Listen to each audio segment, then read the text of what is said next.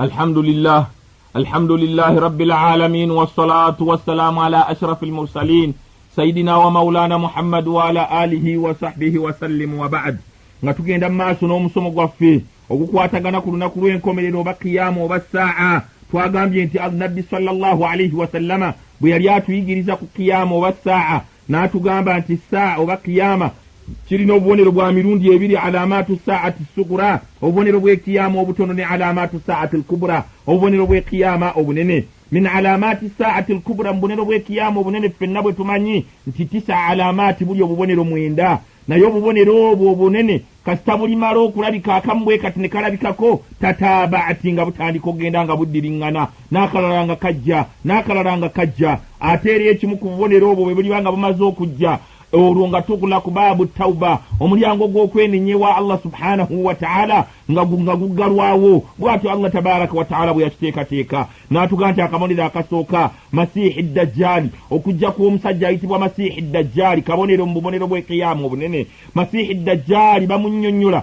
ne baga nti Allah tabaraka wa ta'ala yamutonda ng'amutondera mu kifaananyi kya musajja. Masihi dajjali agenda kubanga awar, nga musajja wa liiso limu erya ddyo nga teririiko, agenda kubeera nga ajja ku nkomerero y'omulembe nga fattan, agenda kujja nga alina Allah byali bamuwadde byajja nabyo, agenda kwetooloola ensi eno yonna, ada Makka wal Madina, okujjako e Makka ne Madina Masihi dajjali gy'atagenda kutuuka, naye ng'agenda kuba n'ebintu bingi byagenda okujja nabyo ng'akema abaddu ba Allah n'abazaana ba Allah. Ensonga ey'okubiri, akabonero ak'okubiri, nuzulu Isa alayhi salatu wassalam, okomawo kwa Nabbi Isa alayhi salatu wassalam, nga bwe tukimanyi ffe Abayisiraamu nti Nabbi Isa oba gwe bayita Jesus, Allah tabaraka wa ta'ala yatugamba nti wama qataluhu wama salabuhu. Isa tetumulowooza ng'abalala bamulowooza abagamba nti bamutta ne bamukomerera ku musaalaba, mbuluvannyuma lw'ennaku 3 ate n'azuukira mu bafu n'abeera ng'agenda mu ggulu. Enjigiriza y'Obusiraamu egamba nti Isa alayhi salatu wassalamu gwe bayita Jesus,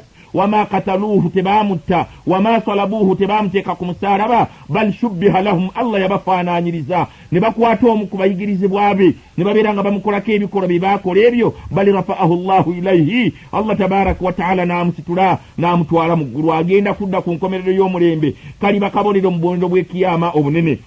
Al-Mahdi, okujja kwa Mahdi kugenda kubeera kabonero mu bubonero bw'ekiyama. Addukhani, omukka Allah gwagenda okusindika gubeere nga gukwata ensi eno, kigenda kuba kikka kikwata ensi eno yonna, kagenda kuba kabonero mu bubonero bw'ekiyama obunene. Tulu'i shamsi min maghribiha, enjuba bw'eribeera evudde ebugwanjuba ate n'egwa ebuvanjuba, ng'omanya nti ekiyama kisemberedde kimaze okuyingirawo. Addaabba, ensolo eyo bagyogerako ne bagamba nti egenda kufulumira mu muzikiti ogumu mu mizikiti eminene e Makka eyo, ensolo gyegenda okuva ng'erina ensonga yaayo eriba Allah subhanahu wa ta'ala agisindikidde. Ensonga endala ey'omusanvu, akabonero ak'omusanvu, Yaajuja wa Maajuja, eyo namba y'abantu gurupu eri eyo Allah yagisibira eyo nga mu China, naye erina n'ekisenge. Allah waalijjawo ekisenge ekyo, egurupu eyo abantu abo bafuutukeyo bajje, bagenda kubuna ensi eno, balye emmere eribaawo bagimalewo, bagenda kubeera nga bw'olaba ebiwuka enzige ezijja ne zirya ebintu ne bizimala mu nsi. Ne Yaajuja ne Maajuja Allah nga bw'aboogerako mu Qur'ani, al-khusufaati thalatha,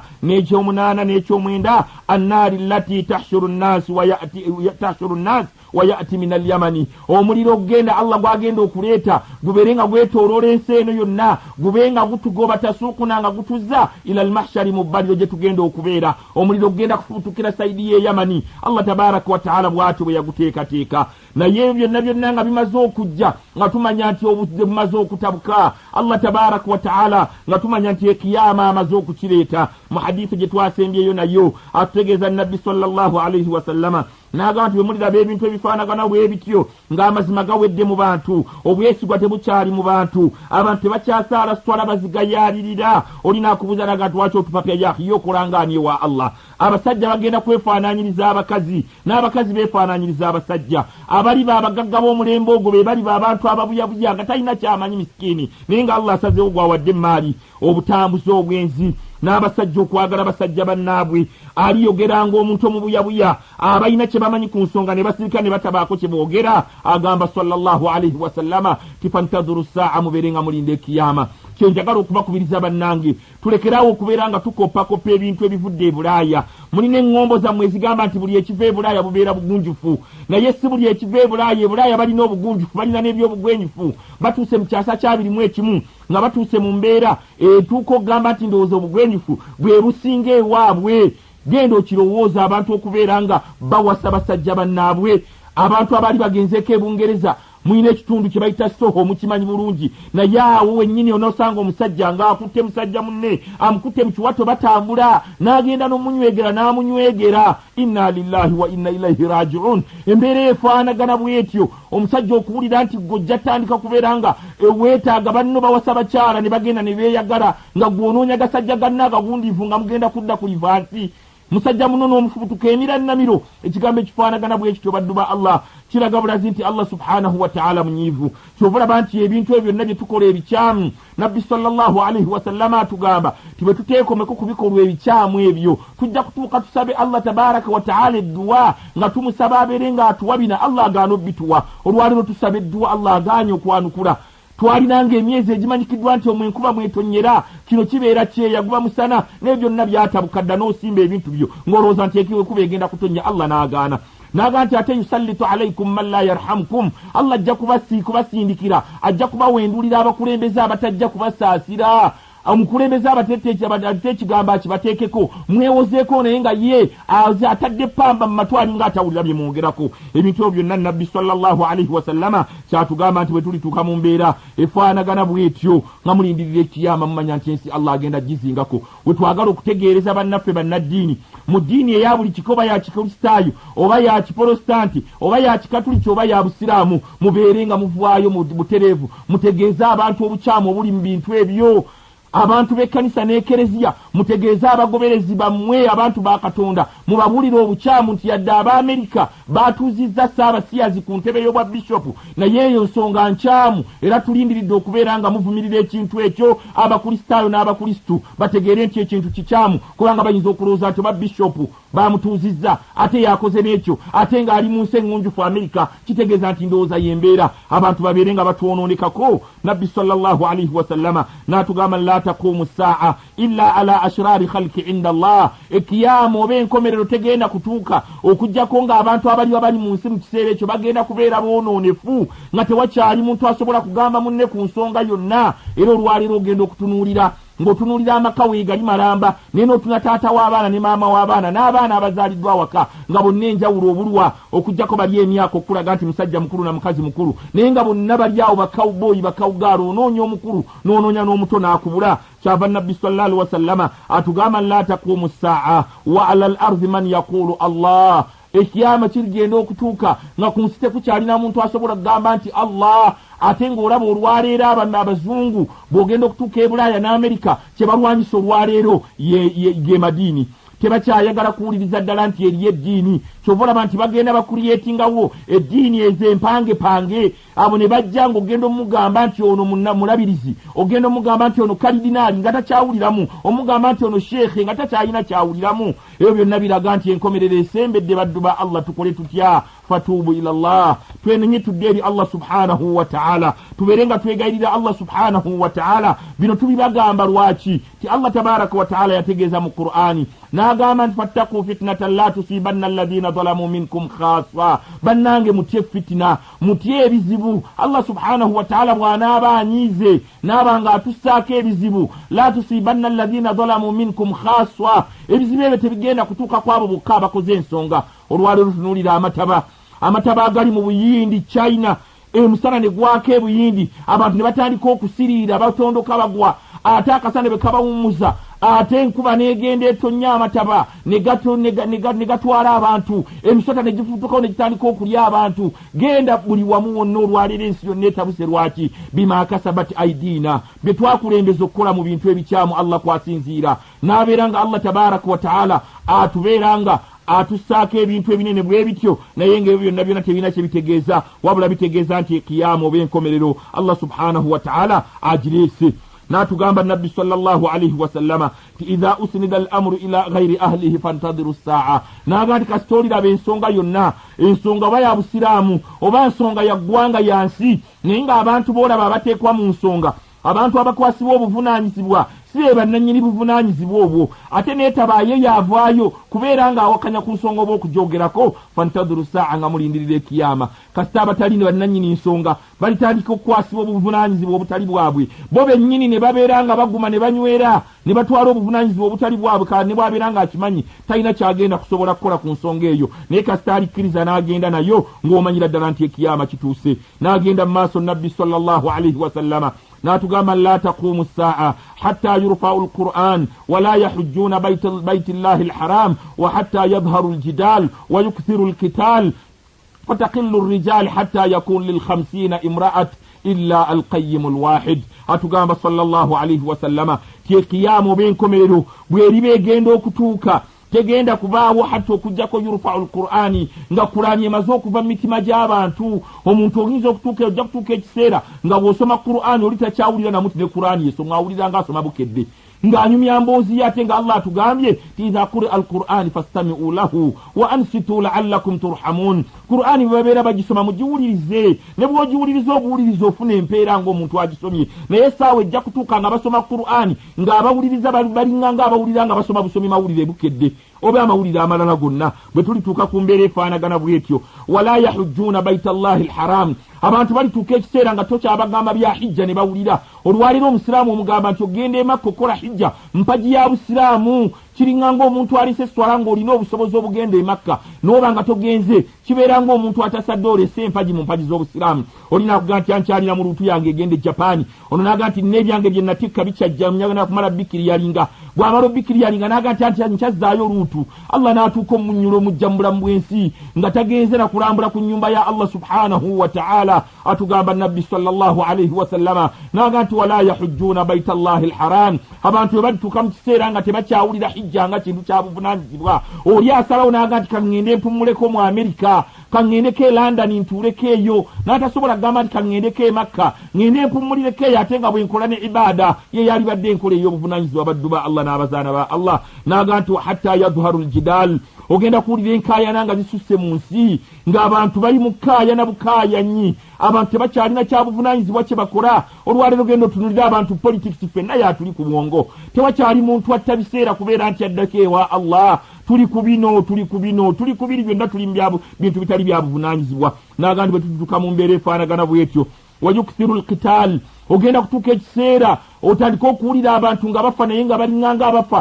ng'abatta enswa oba abakwata obukwasa enseenene abatta enseenene genda owulire olwaliro mu Iraq ekiri mu Iraq abantu baafa ate era bakyafa embeera efaanagana bwetyo na Afghanistan genda otunuulire abantu baafa olwaliro bukyanga olutalo luggwa myaka bbanga ki naye era abantu bakyafa Palestine bafa enkya n'eggulo Abaisirayiri ne bajja ne basuula bomu we baagadde nga tebagisuula ku mbuzi tebazisuula ku nte zaakulya naye nga basuula ku bantu genda mu Algeria n'owulira mu Algeria nti baasaze abantu 200 abantu 200 people abantu 200 si kintu kyakusaaga ekigamba edda mu myaka egyedda mu gyenkaaga abaaliwo bayinza okujulira ng'omuntu bw'afa ku kyalo abantu tebagenda nakukola poliisi esiba okwong'enoonyereza mwenna ne babatuuza ne babakebera engalo ne babakebera amaaso ne babakebera ebigere naye olwaleero abantu bafa abantu ne bayitako buyisi ku maiti nga tebamanyi nti waliwo n'ekintu ekyenjawulo naye abona bonna b'owulira genda Chechnya abantu bafwanga biwuka e Liberia olwaleero bw'otunula ekiri mu Liberia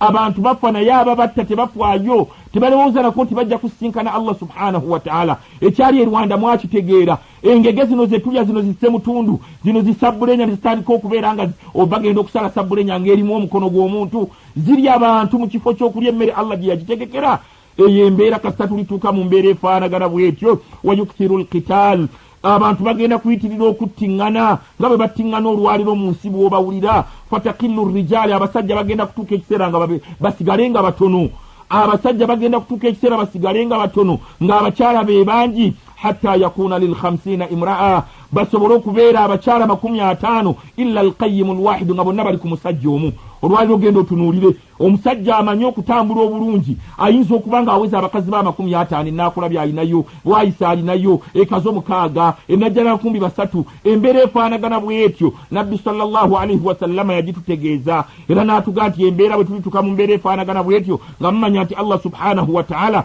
ekiyama akisembezezza ekikakasa nti ekiyama Allah akireeta bingi nnyo ebikakasa nti Allah ensi agenda gizingako naye Allah bw'anaazingako ensi nga tuli mu mbeera efaanagana bweti fa inna lillahi wa inna ilaihi raji'un. N'otunuulira abantu oli n'avaayo n'agamba nti y'okufuna essente ajja kumala kubeera ng'atuma muntu gwajjanjaba kumutuma kuleeta mutwe gwa mwana. Era olwaleero nawulidde ku leediyo bannyonnyola ne bagamba nti waliwo ekitundu ekimu bo baakubiriza abazadde abaana baabwe abawala bababeere nga babawumula amatu n'abalenzi babatayirire yadde si basiraamu awo nawo nalabyewo okutaasa kwa Allah n'abalenzi babeere nga babatayirira kubanga bali abasaddaasi tebaagala mwana yayayiye ku musaayi. Kati embeera efaanagana bwetyo Shamimu mwamulaba mukazi wattu ng'ekiwuduwudu ky'omutwe kiri mabbali asibye bulungi obuviiri bwe mukazi wattu alongoosa omwana we amutaddemu biidisi zino tamanyi nti omwana bagenda kumutemako obulago naye baamutemako obulago abaamutema gye bali bayinaayina naye nabo basuubira okusaasirwa kwa Allah tabaraka wa taala. ebyo byonna babikola nga balinga abatamanyi nti Allah tabaraka wa taala ajja kubajja mu nsi babeere nga bayimirira mu maaso ga Allah. Ekyo bw'omala okitunuulira abasajja ne batandika okwebagala ensolo. Omusajja alina obwongo ategeera mwamuwulira ennaku zino ku leediyo esseeta baamusanga agudde eri ekikoowukoowu ng'ava kusobya ku ndiga era endiga nkazi yattu yamalawo bbanga teyabandalawo bbanga neefa. naye genda otunuulire bw'obeera ne muntu munno bannanga obaako ky'omugamba naye n'akuddamu n'obaako ky'omubuuza n'akwanukula naye embuzi oba endiga oba embizzi ogigamba kikale ekugamba etya nkazi yattu.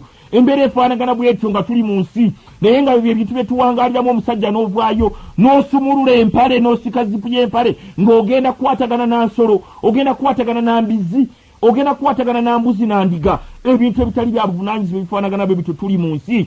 Omusajja omukulu ne bagamba nti wuuyo yagala muwala we si kyekyokka yamuzaalamu n'abaana abaana boononese naffe abakulu ne twonooneka kubanga omwana bamuzaala n'owulira nti yanzaalamu abaana babiri n'ogaa nti kale yakkwata omulundi ogwasooka senga awo wamugambako ti senga taata yabadde aŋŋamba bino ne mumaliriza omwana n'omuzaala asoose ne muzaala n'omwana ow'okubiri kati agenda kuyita atya era oli kitaawo agenda muyita atya naye amuyite taata oba agenda muyita jjajja. Fa inna lillahi wa inna ilaihi raji'un. eyo yensi gye tuwangaaliramu gye tukakasa tejja kubaamu kusaasira kwa Katonda. Bino byonna Allah byatuleetera. Allah atunula ku bintu ebifaanagana bwe bityo n'alyoka ajja emikisa gyonna lufaaya n'agijja mu nsi muno ne tubeera nga tutambula tubonaabona tukyakaaba ssente zibuze. Olina owulira nga ssente zibuze gundi azibuzizza oba gundi naye nga gwe timundi tonnaakumulowooleza nti yabuzizza ssente kuba naye munaku naye anoonya kufuna. Naye gwe n'otatunulira ku bikolwa bino ebikolwa mu nsi nti bisiimisa Mukama Katonda oba Mukama Katonda bimunyiiza abaddu ba Allah n'abazaana ba Allah. Bino mbibategeeza mwenna ng'abantu nga totunudde ku musiraamu n'atali musiraamu wabula ayitibwa omuntu mu nsi ebikolwa ebyo tulina essuubi nti Mukama Katonda anaabitunulako n'abeera ng'atusaasira. Si kyekyokka genda ng'otunuulira abantu ebintu bye bagenda nga bakola ebikolobero ebiri mu mawulire enkya n'eggulo baabadde mu kikeesa ky'egindi baabadde mu kiggunda ky'egindi ne babasanga ng'oli ali ku mukazi atali mukazi we gwasinkanye obusinkanyi mu biggunda.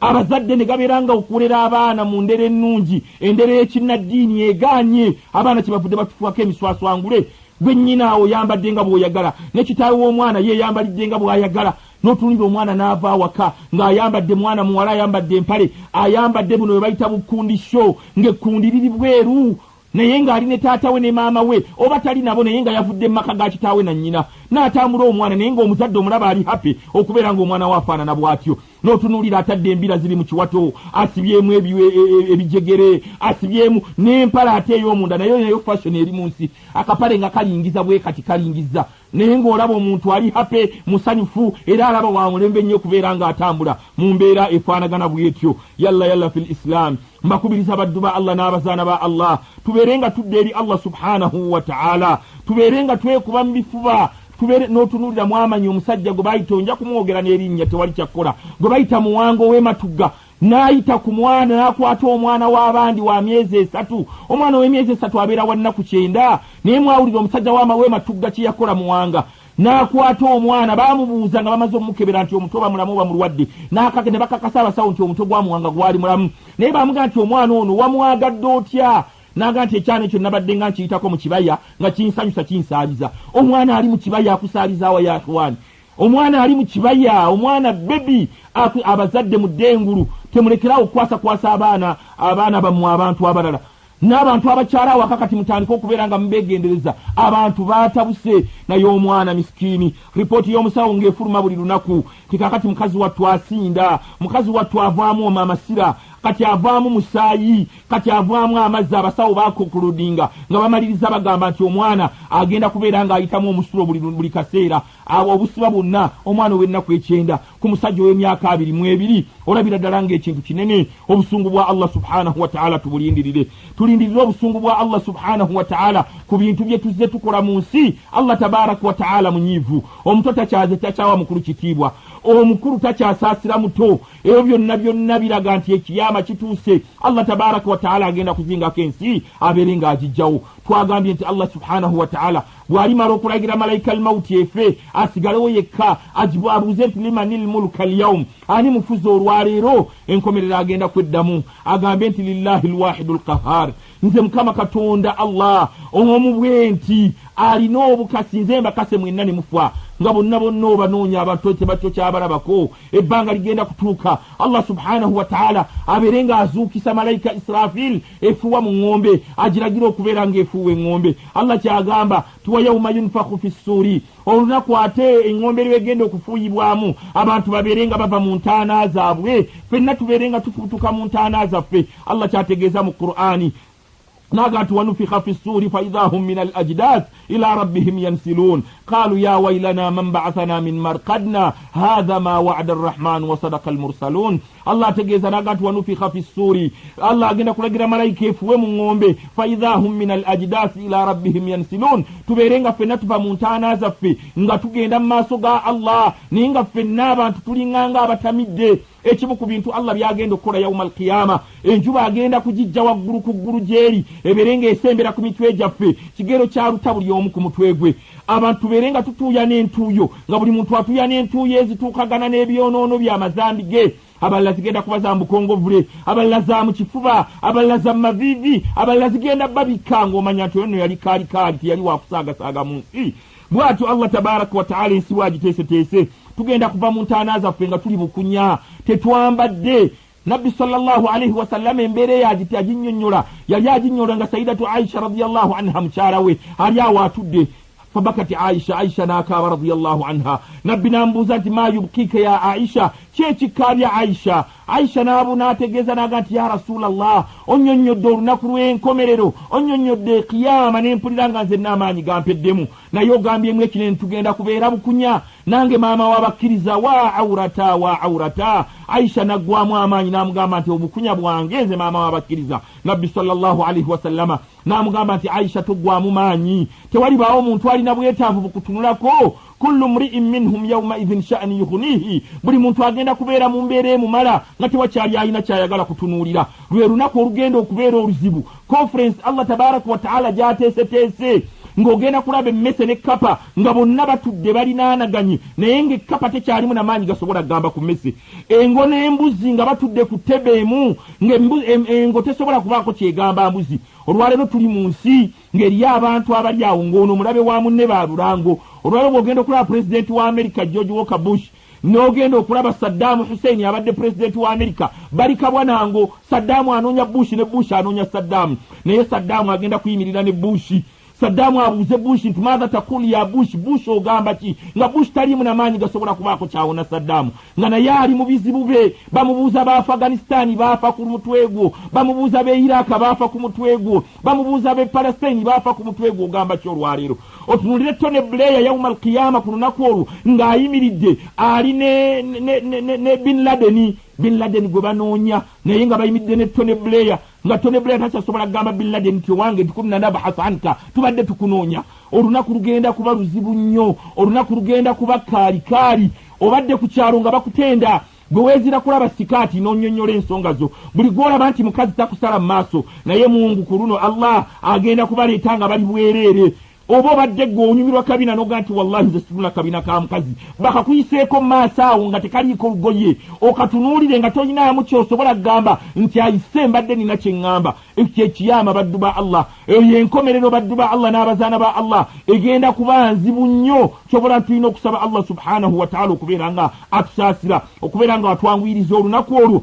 tugenda kudduka tugende eri bannabbi ba Allah nga buli nabbi wa Allah atudduka tugende eri Musa atudduke olw'ensonga zaali batuwadde tugende eri Nuhu atudduke tugende eri Isa Jesus naye atudduke agenda kubanga Allah amubuuza nti ya Isa wange gwe Isa anta qulta linnasi ittakhidhuni wa ummi ilahaini min dunillah gwe wagamba abantu bakuyite Katonda oba bakuyite mwana wa Katonda. Isa naye agenda kubanga akyanyonnyola nsonga eyo tugenda ali awo wekitibwa nabbi sallallahu alaihi wasallama tumugambe nti genda otugambire Katonda wo ayingire mu nsonga zaffe Muhammadi. Nabbi sallallahu alaihi wasallam avunnamye maaso ga Allah amugambe Allah atendereza n'ekyokutendereza kino ekipya. Nabbi abeere nga atendereza n'ekyokutendereza ekipya agenda mugamba nti irfa'u ra'saka jawo omutwe gwo Muhammad wasal tu'tu asaba kyoyagala nja kikuwa washfa tushaffa okuba kuwolereza nzikiriza obeere ng'oyingira mu nsonga z'abaddu. Nabbi agenda kusaba Allah amugende nti mukama wange Allah nkusaba oyingire mu nsonga z'abaddu naye abaddu bakooye beetamiddwa bagamba nti Allah ayingire mu nsonga innaran fanara bwe guba muliro kala atwoche naye embeere tutabuseeko.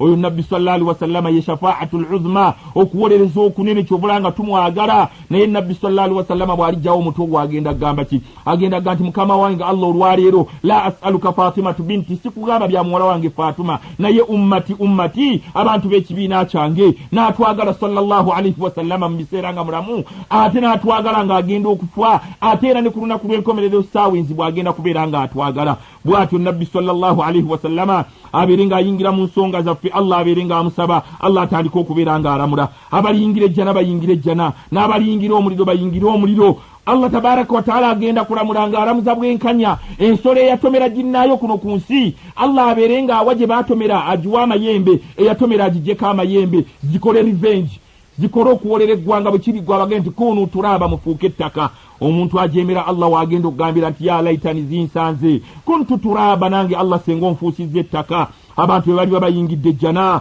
tugenda kuyingira ejjana ya Allah subhanahu wa ta'ala. Abali babayingidde omuliro babeere nga balina la ilaha illa Allah mu mitima gyabwe nga bakyalinamu obusiraamu newakubadde baali bajeemu bagenda kuva mu jjana babanaaze fi naharil haya mu mugga gw'obulamu ate babeere nga bayingira ejjana oluvannyuma naye nga bayingira ejjana okusinziira ku ddaala lyabwe nga tebayinza kubeerawo mu n'abantu abatayingiriddeko ddala mu muliro. Ekyo bwe kiribanga kiwedde Allah tabaraka wa ta'ala ng'amaze okusalawo eggoye abaagalana kyovula nti mbakubiriza ebbanga lyonna nti munyweze emikwano gyammwe mwagalana ate ng'omukwano gwammwe mugwagalana lillah mwagalana ku lwa Allah subhanahu wa ta'ala. Kubanga omuntu bw'oliba ne mukwano gwo ne bamuyingiza ejjana gwe n'ogenda okuyingira omuliro agenda kusikattira amugende nti mukama wange ngenda naye mukwano gwange gundi.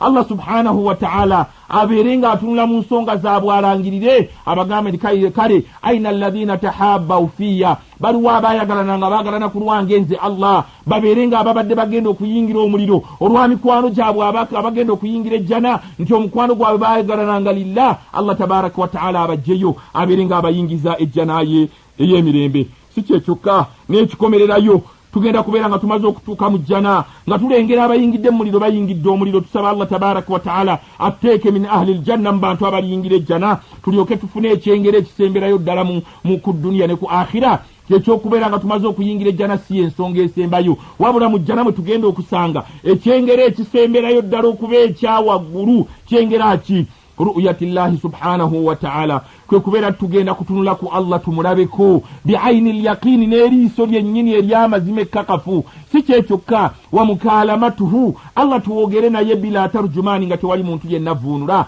Gw'omanyi Allah oba oli mugamba omugende nti how are you Allah oba ogenda mugamba nti kaifa alhali ya Allah gw'olimanya ru'yatillah kwe kubeera nga tulaba ku Allah subhanahu wa ta'ala. Ate wa mukalamatuhu Allah tuwogere naye bila tarjumani nga tewali muntu avuunula nga Allah subhanahu wa ta'ala atugamba temuyingire ejjana nga mugiyingira bima sabartum olw'obugumiikiriza bammwe bwe mwagumiikiriza ne mubeera nga mukoze ebyo byenjagala ku nsi ne mubeera nga mwewaza ebyo byeŋŋaana ne mubeera nti mweyisiza ng'abantu balamu. Ensonga lwaki nange ndabye nga sirina kyabbasasula okuggyako mbasasudde ejjana yange mugiyingire na mirembe. Tubeere nga tuyingira ejjana tusaba Allah tabaraka wa ta'ala abeere nga atuteeka mu bantu abaliyingira ejjana ye. Tubeere nga Allah subhanahu wa ta'ala atusinkanya yawma alqiyama nga tuli mu bantu Allah basiimye emirimu gyabwe.